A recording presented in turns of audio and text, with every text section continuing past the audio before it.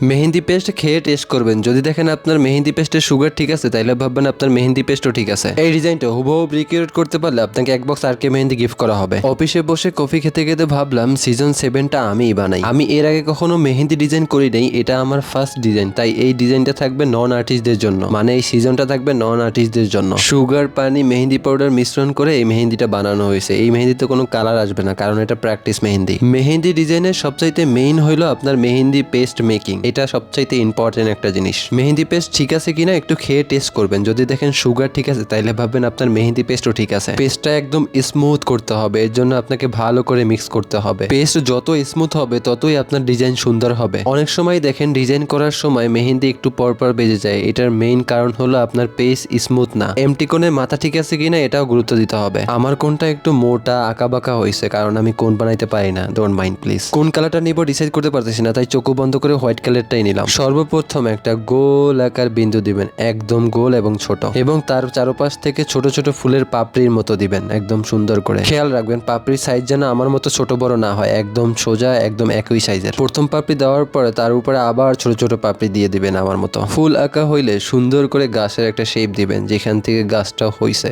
তারপরে সেই গাছের নিচ থেকে দুই সাইডে দুইটা ছোট ছোট পাতা আঁকবেন, পাতার সাইজটা যেন একদম অ্যাকুরেট হয়। আপনারা এই ডিজাইনটা হাতের ফ্রন্ট সাইডে করতে পারেন এবং কি পেপারেও করতে পারেন। আমি কোনো আর্টিস্ট না বা নন আর্টিস্টও না, আমি এক কথায় মেহেন্দি ডিজাইন পারি না। আপনারা যারা আমাদের পেজে মেহেন্দি ডিজাইন ভিডিও দেখেন সেগুলো সবগুলোই আমার বউ করে। ওর ছোটবেলা থেকেই মেহেন্দির প্রতি একটা অন্যরকম ভালো লাগা কাজ করে, ভালোবাসা কাজ করে। ওর কাছে মেহেন্দি মানে ইমোশন। আমার মনে হয় মেহেন্দি মানেই সব মেয়েদের কাছেই একটা ইমোশন। আমি অনেক মেয়েদের দেখছি যাদের কাছে মেকআপ ভাল লাগে না, লিপস্টিক ভাল লাগে না, অয়েল ভাল লাগে না, কিন্তু এমন কোনো মেয়ে দেখি নাই যার কাছে মেহেন্দিটা ভাল লাগে না। আমি এই ডিজাইনটা করি আর ভাবি যারা মেহেন্দি আর্টিস্ট তাদের এত ধৈর্য কোথা থেকে আসে। একটা ব্রাইডাল ডিজাইন শেষ করতে কমসে কম 7 থেকে 8 ঘন্টা সময় লাগে, কোনো কোনো ক্ষেত্রে এসেই তো বেশি সময় লাগে। এই 7 থেকে 8 ঘন্টা একই জায়গায় বসে একই হাত দিয়ে এত বড় বড় ডিজাইন করে, তাদের ধৈর্যের তুলনা হয় না। সবকিছু সুন্দর হয় না আর সব সুন্দর জিনিস পারফেক্ট হয় না। এইবারের ডিজাইনটা আমি নিজেই করেছি এবং আমি বুঝতে পারছি মেহেন্দি আর্টিস্ট হওয়া এত সহজ না। এই সিজনটা ডিজাইনের জন্য না, এই সিজনটা মানুষের জন্য,